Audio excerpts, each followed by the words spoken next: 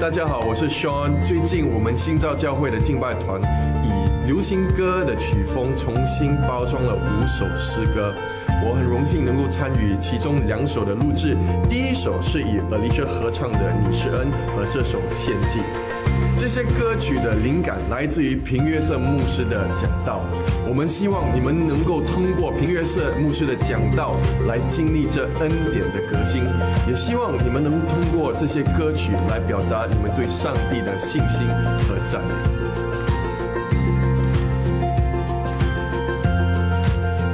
感谢你们，上帝祝福。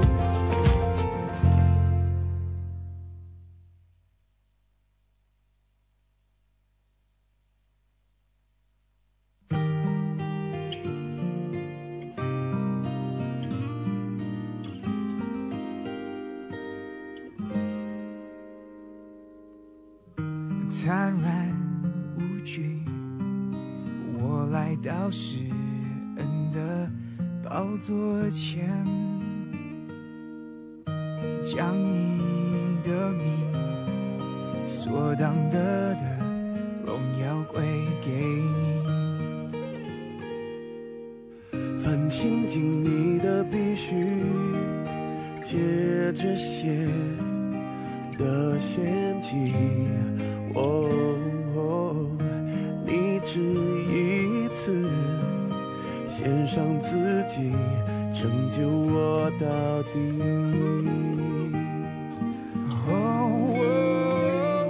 我怎么会不配当你的儿女？你赦免了我的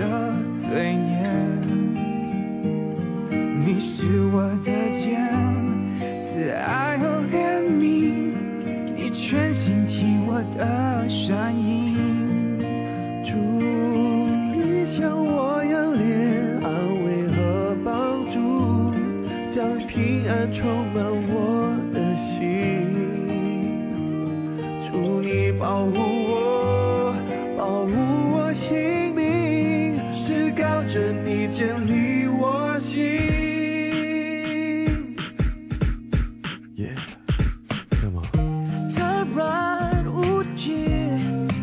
我来到施恩的宝座前，将你的名所当的荣耀归给你。凡亲近你的必须借着血的献祭，你只一次献上自己，拯救我到底。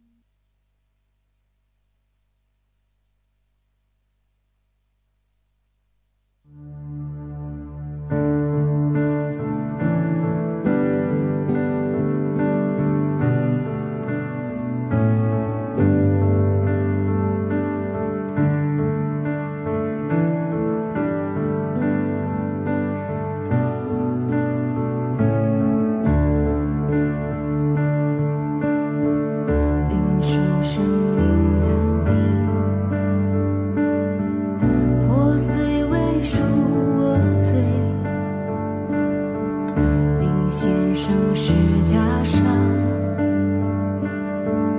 让我重得完全，不会纪念着泪，宝血流淌的记，赎回我这罪人，和你立下心愿。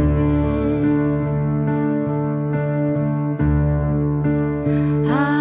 利路亚，我用一生来纪念你。哈利路亚，你应许我不忘记。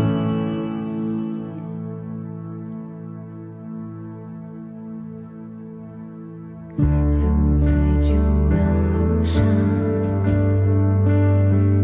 带着敬畏的心，因你的道为念，基督在我里面。哈利路亚，我用一生来纪念你。哈利路亚，你应许我不忘记。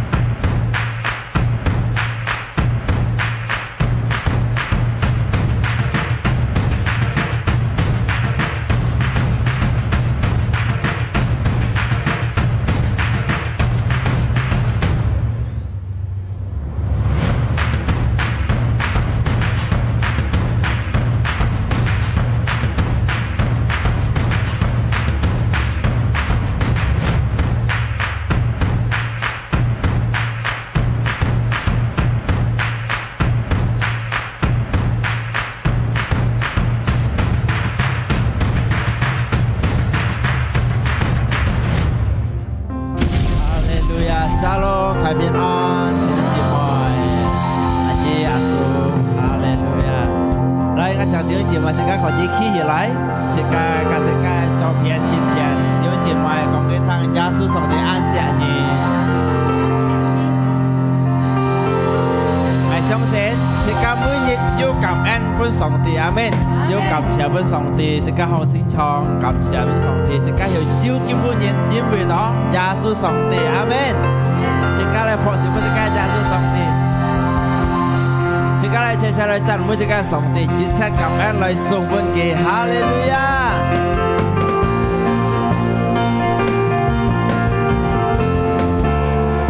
現在來謝謝學習不是該上帝。一切感恩讚美都係頌本主耶穌，因為到主耶穌真快樂，來到你來讚美，來榮耀主耶穌，哈利路亞！再看一次，一切感恩讚美。一切感恩讚美都係頌本主耶穌，因為到主耶穌真快樂，來到你來讚美，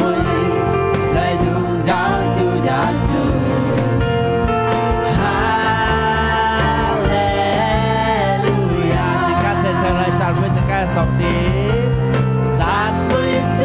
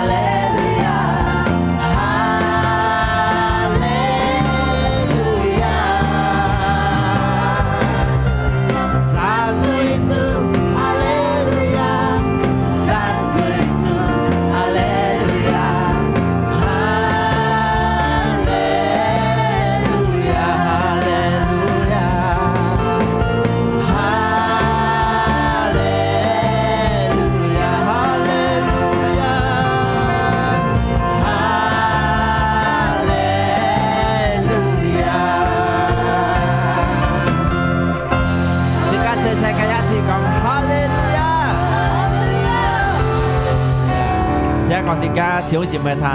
耶穌上帝生嘅上帝，阿門，哈利路亞。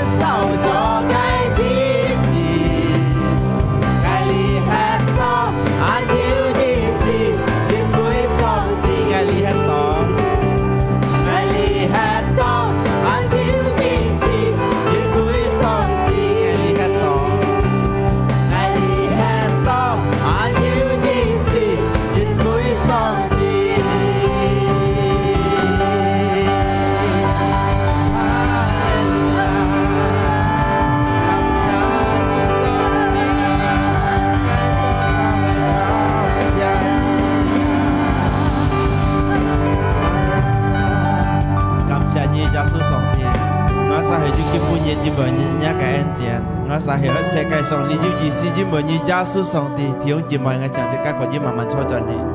哈利路亞！世界嚟打開上世界嚟感謝我哋嘅上帝，世界嚟感恩送我上帝，哈利路亞！世界係要見半日，因為耶穌上帝，世界又過呢個日子，日日過日子，因為上帝嘅堅大，因為上帝嘅哈利路亞！耶穌上帝每日對世界好，佢唔是離開世界丟失。Kim sit yang hai sika tau sa Yesus song di an ho Yesus song di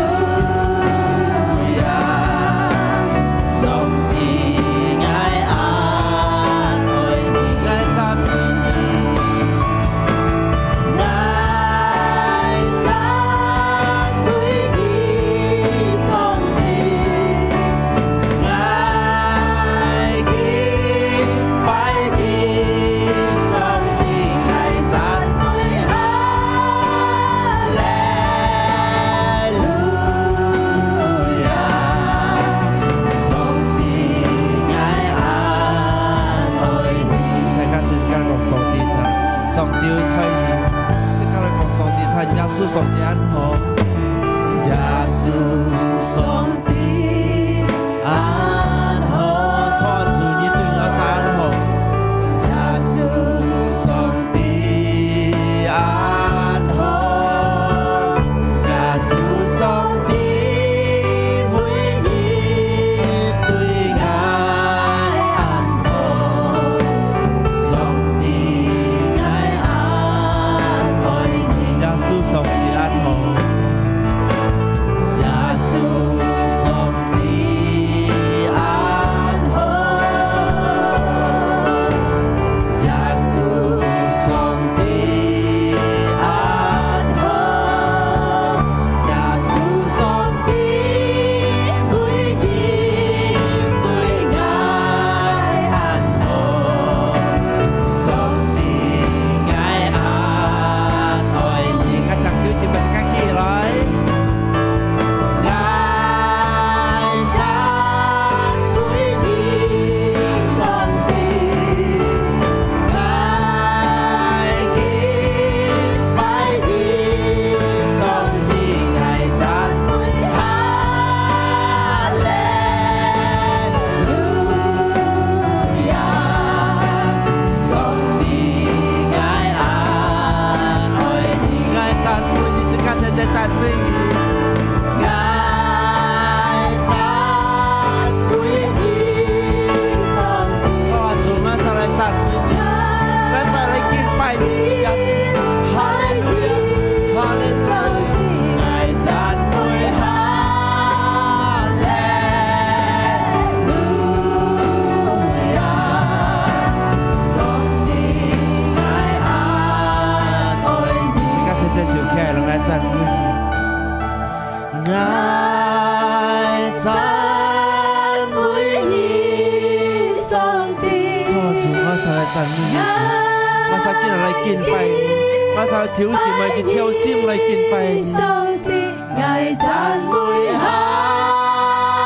利路亞，上帝愛安愛你，愛讚歸你。愛讚歸你，上帝，愛敬拜你，上帝，愛讚歸哈利路亞，上帝愛安愛你，請跟我上帝唱來讚美你。愛讚歸你，上帝，愛敬拜你，愛敬拜你，上帝，愛讚歸哈利路亞，上帝愛安愛你，請跟嚟講上帝唱來安愛你。上帝愛安愛你，這個是上帝愛愛你。上帝愛安愛你。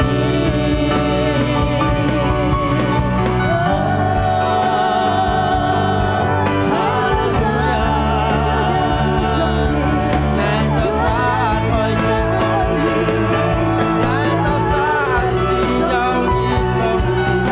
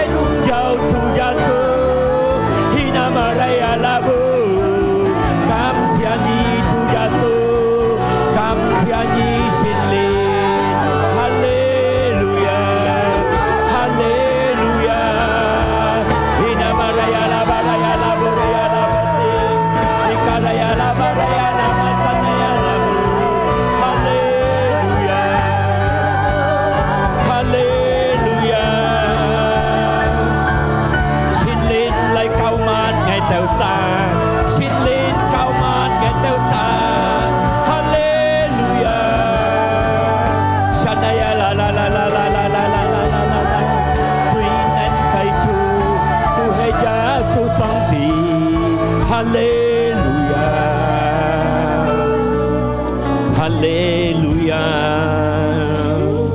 Ngài tao sát đi kinh tông chiều ngài tao yêu tổ lý địch lấy chi phí tôi hay chủ gia su cái ân điển nhưng vì gia su xiển ngài tao gia su xiển ngài tao gia su bưng ngài tao sát trả sim ở nhất cái sim phổ nhất cái sim lấy tao nhất cái miền chân lấy kinh bài nhì lấy chân mây nhì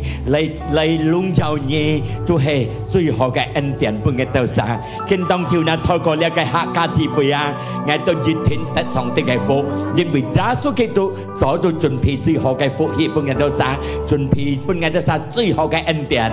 人到嚟啦，要身體弱，身體唔健康，人到得一嘅福，得身體健康，得身體強壯。人到要問題啊，得到上帝開路，透過一嘅反應，人到得到強壯嘅力，透過一嘅反應，人到得福。嚟救物，係隆重一個聖人行一個法，在阿里會所也好，在各沙布卡也好，聽呢慈悲嘅得上帝嘅福氣，救物一個僕人傳一個法，透過一個僕人隆重得福，在耶穌基督嘅名，我就感恩，我就禱告，即刻準備將心得上帝嘅法嘅福氣，即刻撲朝奔耶穌上帝。Yes。阿們，上帝祝福大家，望要錯這些講一背後堂講真小堂，做耶穌實實噶。阿們，哈利路亞，上錯。呀，跟當照時間能夠來賜福，都係上帝嘅恩典。我相信你係你錯人嘅，一到兄弟，要到姊妹，講人冷漠來賜福嘅，跟當照，見能夠來參加上帝本嘅健康。阿們。เพราะเสียเป็นจุยาสูอยากกินต้องเชียวอยู่หลงซ้ำบุยอยากสิทธิ์เลยก็ลิชีฟไงกินต้องเชียวกินเลยชีฟอยากกินนี่ก็อันต่อกับแกแม่อยากอยู่เลยทำกันเพราะเสียเป็นสองตีเคี่ยวไงเอาไปนี่ก็อันต่อเคี่ยวหาเป็นจะต้องคำอยากเคี่ยวไงนี่ก็นี่ก็กับแกมาจะให้ที่จิตเล่นเลยทำกันอยากกินชีฟนี่ก็แกมาหันยุจิตบุยใช้ยำพังให้สาเหรอก็จะอาจจะยาเหสิ้นเลยทำกันไงเพราะเสียวเป็นจุยาสูไงช่องสิ้นคือยังงินหัดมูไงซิมยังยัดซิมเลยต่อสองตีจุยาสูจิตเห็นจุฟุกีเพราะเสียวเป็นจุยาสู强操呀ไงช่องสิ้นสองตีจนพีจัง最好嘅福氣唔是家睇，透過一僕人傳嘅法經當照，都係蘇蘭生嚟講法，撲少奔做耶穌。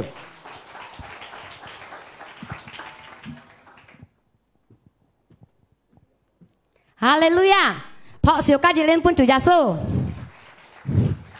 Shalom，大家好。哈利路亞，感謝上帝。弟兄姊妹，自家可以嚟到見下照計下家是會，自家最特福嘅人了，阿們。Ngài còn tật phụ anh nhìn phó siêu ca dịch lên. Hallelujah. Xin các chị con Hallelujah. Hallelujah. Cảm謝Chúa. Chị ca chân mũi cái Chúa, chị ca kinh bài cái Chúa, chị ca相信cái Chúa,都係忠心cái Chúa. Amen.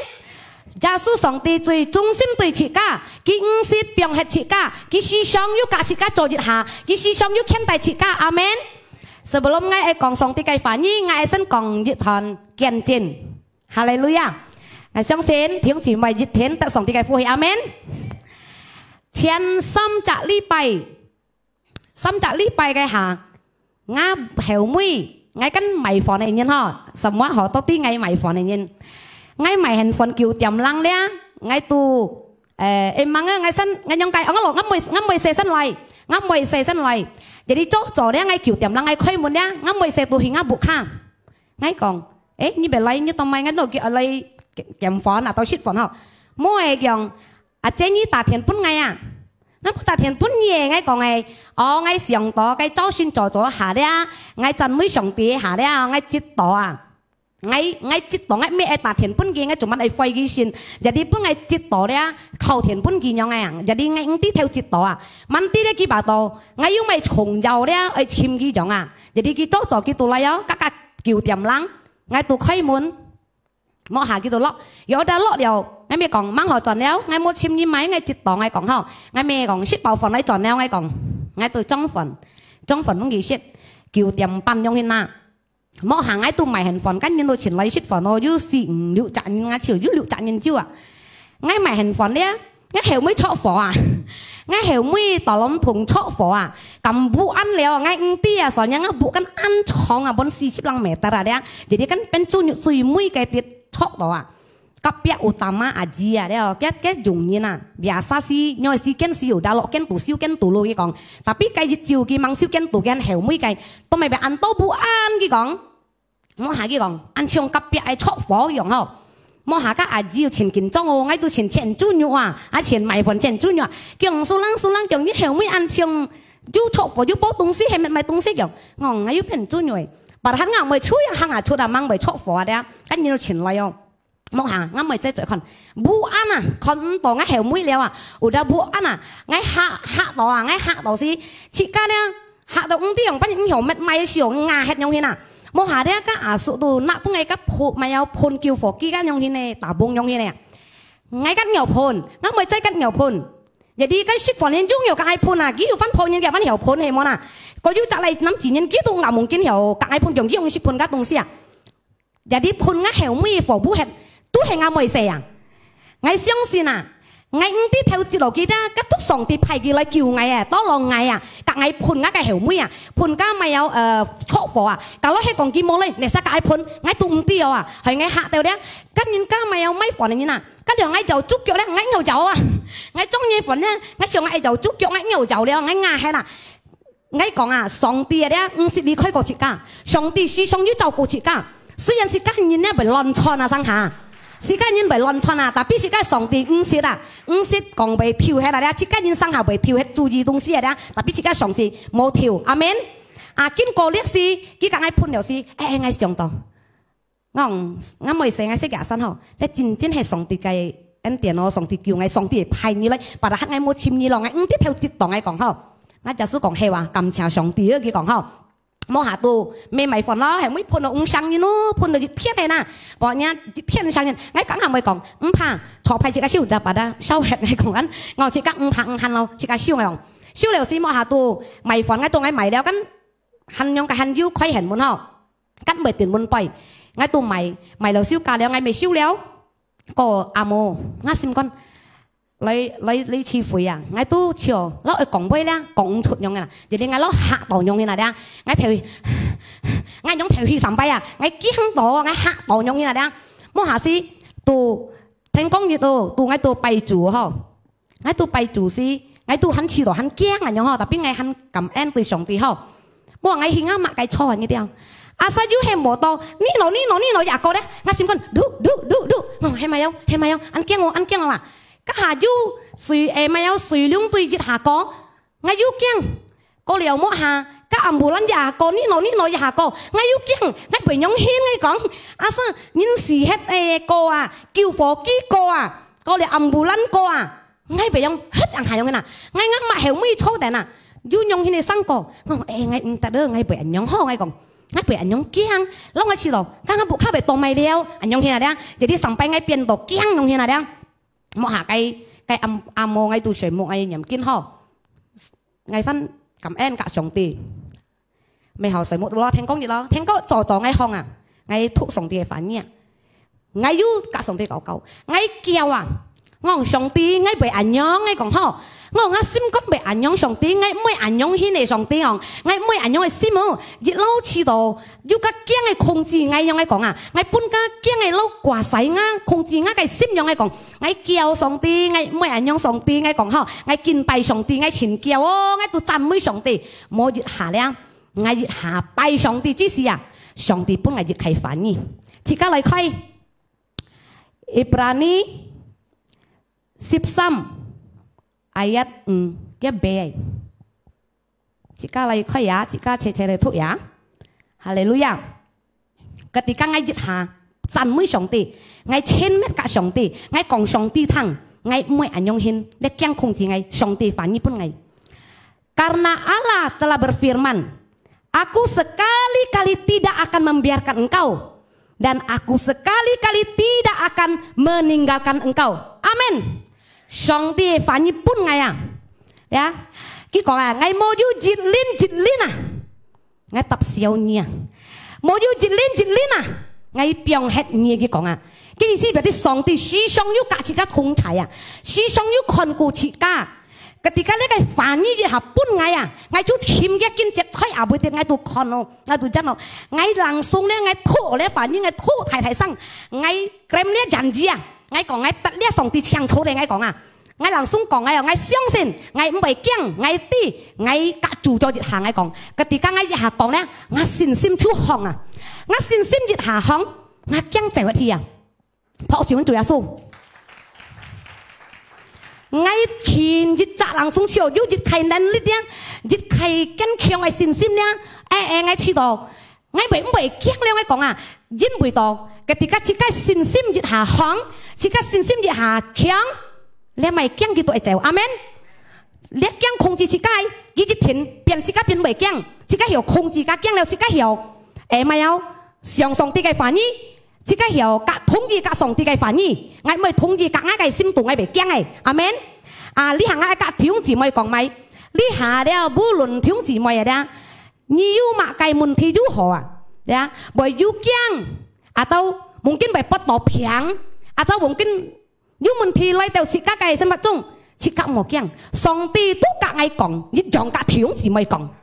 cái mô chỉ linh biang hết thiếu gì mày cái xiết mỗi thời thiếu gì mày amen cái sự sống như cả chỉ các trò dịch hà sát chỉ các ơi lại chín mét cả cái chỉ các lại kinh bài cái vô luận you phát sinh sự trên mỗi phát sinh sự trên chỉ các lại chín mét cả cái amen chỉ các cái sòng tê chú hay千难cái sòng tê amen chỉ các khơi các dịch khai cái thì Ibrani 13 thì liệu cái sebab itu dengan yakin kita dapat berkata Tuhanlah penolongku aku tidak akan takut amin ketika jika dia xin sim à dịch hạ khiong à jika hiểu nên kêu tùy phụ dịch chết một tí jika chú hiểu dùng dầu gia su cái miệng amen jika hiểu còn ngã cái cứu en tu chung sòng tí cái này tu hay chung lấy cái kinh chết này jika nên kêu dùng dầu gia su cái miệng amen jika gia su sòng tí 最千年cái chủ jika phò xỉu cái dịch lên pun gia su sòng tí jika tia jika namanya Hansang ada choi sekian lia termasuk ki kiang ni na ya ki an ko khip en ni na asa ki han ni na cheu tat mun thi amen chong thiếu gì mày ki an chen nen tu ho à yu mày bằng cách ăn cố tu ho à ki juga han en me bởi yu mun thi lai teu ke sem pa chung yim bui to check ka jika ti jika selama Hansang jika yu mun thi jika hiểu mo song ti amen jika ayu song ti choi jika cái sem pa chung jika đã dịch thiền ayu si kian 1000 mét cả chủ gia su song ti amen karena hanya jika cả 1000 mét cả song ti ada jika ada cái sin sim à chẳng hiểu kiên cường jika sin sim chẳng hiểu hong ketika yu mun thi lai teu jika sem pa chung jika nen kêu tùy phụ dịch check cái mun thi dùng mai tùy phụ dùng jika sin sim amen jika gia su song ti chỉ còn liều jika ti liều jika sang jika me chẳng dùng shit đấy要嘅反應講啊，吹麻啲事，我冇事講出嚟啦，聽住咪相信我好吧？嗬，要主張啊嘅呀，耶穌上帝有得講了切格啲了啊，呀，你呐咩長講愛説啦，嘅意思説講到咪，切格未問施就愛作辛苦，施就愛用鐳，施就愛做條路，施就愛傳鐳愛麥計，但必上帝講啊，亦都係最重要，都係反應啊，阿們。耶穌上帝aja waktu ki yang kayak ki hantin ka iblis ci kok jadi hantin ci mới còn cika hay mona cika Tuhan kok ai 1000 mét cả chủ Yesus song ti izin jikin kong liao cika ti liao à jadi cika ai siang kong kapya ti ai siang cika si jau phản nhi phó siêu ca dễ lên song ti hallelujah hallelujah cô liao cika sĩ đó chị ca nhung ban nhân chị ca kiên cường chị ca xin sim hiểu bùn kiên cường hiểu bùn chị ca cái xin sim cái phổ hiểu ta tập thọ tán mới bù tát chị ca lại khai kinh chết Ibrani 13 kia 20 Hallelujah 弟兄姊妹可以讀ya. Ibrani 10 ayat 25a. Jangan kita menjauhi diri dari pertemuan ibadah kita. Amin.相信講 Amen. Hallelujah. Chị ca cho tết cả dần cả tao lý khai. Kalau hay còn yêu chi phí ibadah tu còn đó chị ca bài chủ hay ở bên con có ý còn chị bài chủ hả chị ca trong chọn tao nha trong chị ca kinh hát chiều chị ca lại hạ các chi phí lấy tuổi chị ca cái ibadah ya có léo siêu chủ phí công sao siêu chủ phí các tu chị ca ibadah chị ca cho tết lý khaiยิ้มบุยต่อให้ไหมชิก้ามุ้ยจิตใครชิก้าไก่อิบาดาเนี่ยชิก้าจันมุ้ยจุกินไปจุเนี่ยสองตียูยันจีอ่ะสองตียูเชียงเป็นชิก้ายะชิก้าเนี่ยกองต่ออิบาดาขอยี่กองชิก้าลีไปชิก้าเลยยูชีฝอยละชิก้าเลยกินไปชิก้าสองตีหาก้ายูชีฝอยชิก้าเลยกินไปชิก้าสองตีหมอกองยึดติดเท่านั้นทุ่งอ๋อไงไม่เลยอยู่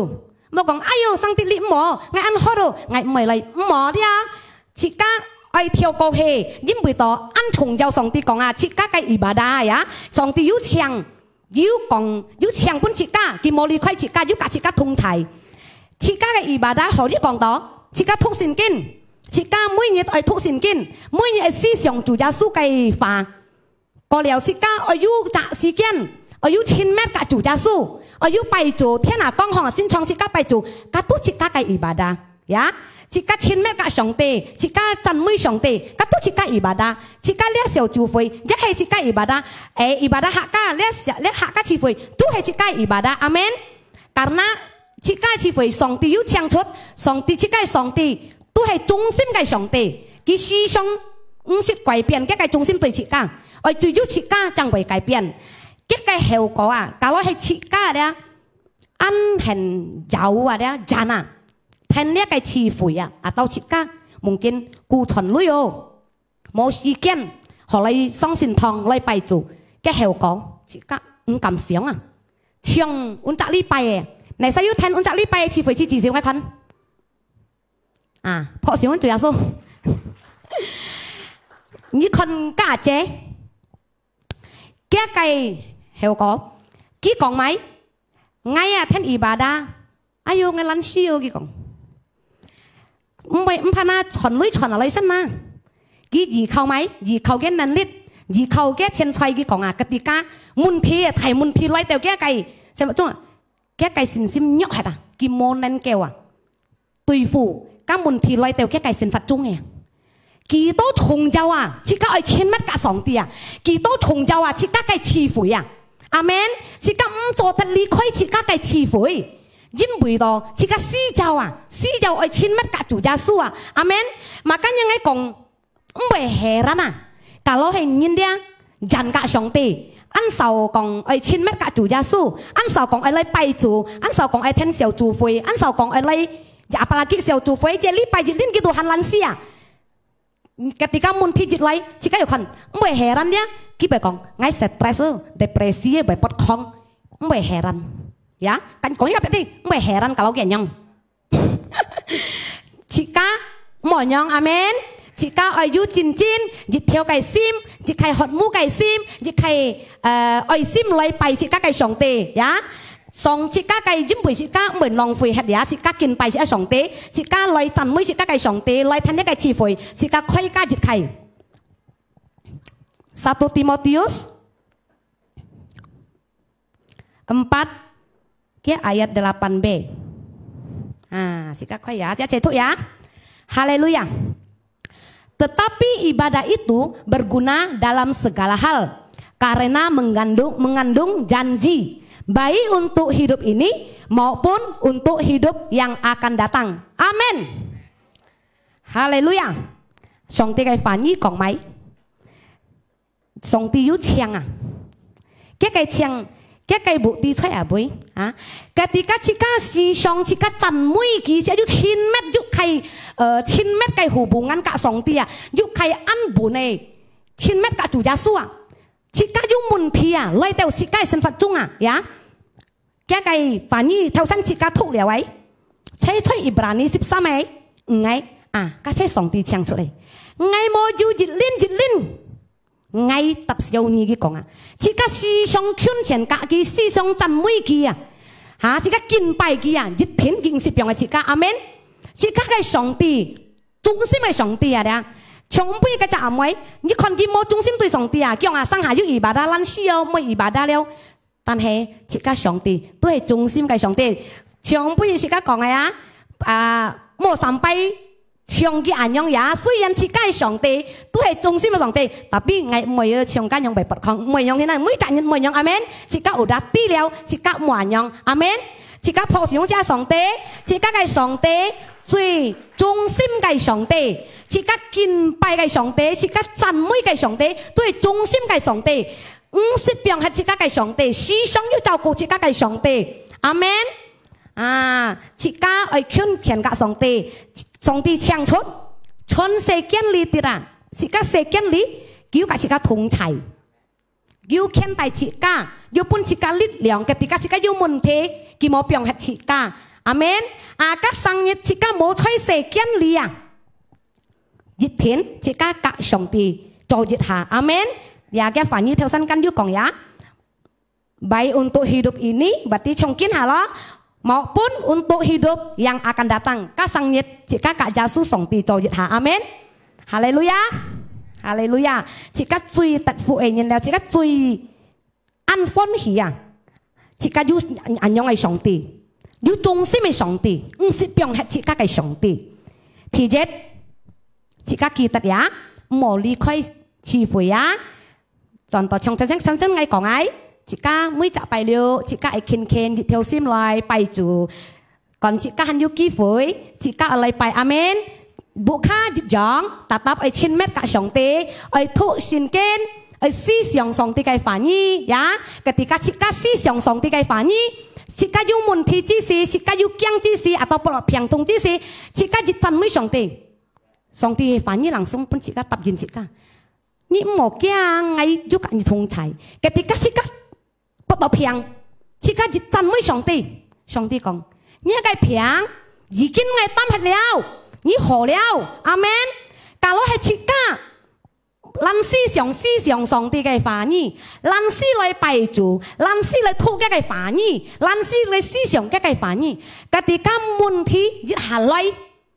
แต่ชิกาไก่สันฟัดจงชิกายิดหายุ่งมุนทีจีสิmày mày nhí xịt kia na dù anh nói sang nói mày mày nhí chó nhí mua dùng anh nhân leo các chị dùng mua quỷ bị xị à đấy còn chị các nhí không theo đi à nhí mua dùng anh nhân nhí chó xịn à các chị các chuyện thằng những cái kiện tiền anh còn kỳ đó trồng rau à chị các ấy思想上帝嘅反應啊chị các都思想上帝嘅反應啊是咯嘅，啲家使用問題之時啊，chị các啲啊要上帝嘅反應講你特富概念你一個平幫我支持好了，你冇驚，我隔日通齊，設計思想啊，係設計要思想上帝嘅反應啊，嘅啲咁問題嚟，從前4日禮拜講嘅話，偏講設計咧思想啊，係隔上帝嘅pikiran selaras dengan firman Tuhan，設計就係特性，阿門，設計要對付這些問題，嘅啲咁要ทั้ง世，上帝嘅反應講，我按用hin，我超同意，我思想，設計超特性嘅人，阿門，設計特性嘅人，設計破上主耶穌上帝。Jika kau haleluya, haleluya. Jika jenis kau jenis jika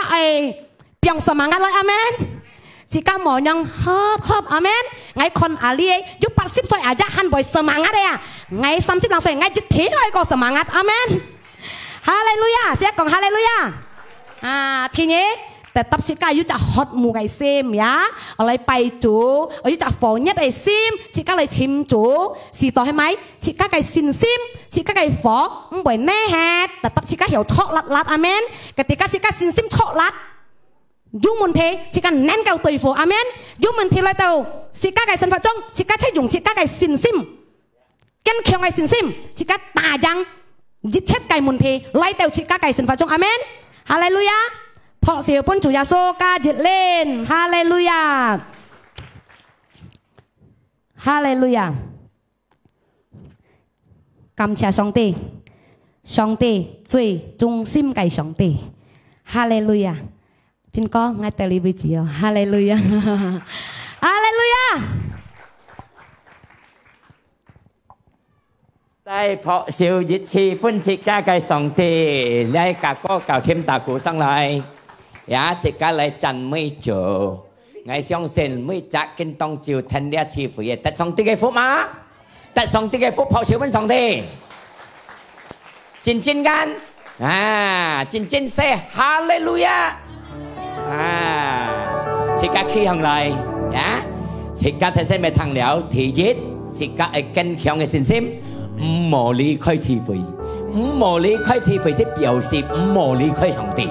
即家隔上帝隔開嘅講，即家冇本事冇能力，信心達得弱呀！啊，智慧唔冇離開，即家嘅心點點嘅隔上帝前面，即家得到上帝嘅力量，即家嘅火熱唔冇冇，即家愛上帝嘅心唔冇冇係，愛遠愛遠熱火，即家嘅信心愛錯唔冇冇係。就是個信心錯嚟講錯辣辣，我相信是個嘅信心能夠打輸一切一世間嘅問題，破少本是個嘅主耶穌，是個嚟讚美主。是個講上帝堂愛真真愛你，上帝愛真真愛你，對呀主，愛到一條心真真愛你。愛真真無意思，因為在世間你看到冇上帝都係冇意思。上帝愛希望你，攏總都希望你，也發現，因為你嘅爸都係要在我哋嘅心中呢啲。上帝愛真真愛你，時間每一天。上帝第一條心愛你，無意思。上帝愛希望你，也把你感動那個心裡，也把你操控啊。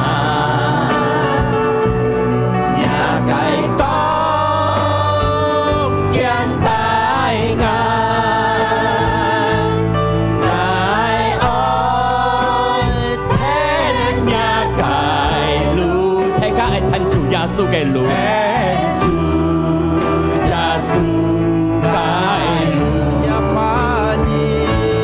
也把你操控啊，也解講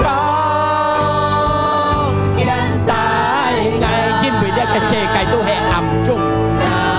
前面暗，這個需要上帝嘅法，因為上帝嘅法出係自己嘅功。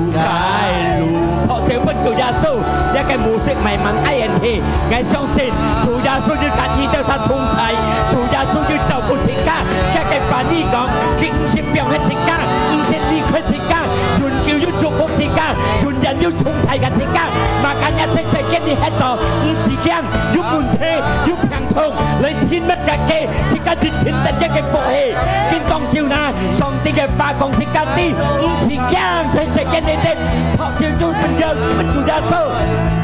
你要門披薩見下，所以你哋企喺呢，要門披薩，要不平薩，一戰朝騎向本上帝，喺道教本嘢，上帝應看戰朝騎向你，佢要平痛嘅，要門披嘅，上帝嘅經濟規嘅門體，上帝祝福嘅身體健康，要平痛，在耶穌嘅寶血消滅嘅平，在耶穌嘅變生支持嘅平，身體的福。身體的健康，在耶穌名，我哋禱告，奉召不主耶穌。我相信從你下要平痛嘅身體的健康，要門體嘅得到上帝快樂，在耶穌基督嘅名，隆重得福見當朝。阿門，阿門。感謝你主耶穌呢嘅法。感謝你獻帶呢個智慧，到你每次加入到我哋為真，我相信上帝要獻帶我哋嘅路途真係無卡冇受欠。兄弟姊妹們，即刻送小劇行嚟，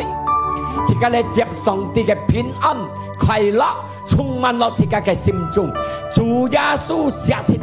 佢做出一個寫本自己看，佢使佢復活，使到每隻相信佢啥得到永久嘅生命。聖靈要跟日同在，從呢下到永遠要跟日同在，所以世間你喺度唔是驚，要聖靈跟自己強下，要聖靈本自己力量，要聖靈本自己嘅信心強嘅嚟。帶領世界你哋，自家帶自家去得勝嘅路，在耶穌基督嘅名，自家禱告，自家感恩，相信晒自家齊齊講，阿門。上帝祝福大家呀，家下暗6點半。要呢個後生人嘅智慧，加後生人嘅智慧，要孫子後生嘅可以喊起嚟，記得手作時間嘅智慧呢啲9點開始，過了要強下食先餐6點熱餐，加下兄弟姊妹知道誒減先餐呢，可以滿背嘅加下減呢，減盡去聽呢拜嘅智慧係講，細部卡愛來晒一河，上帝祝福大家。阿門。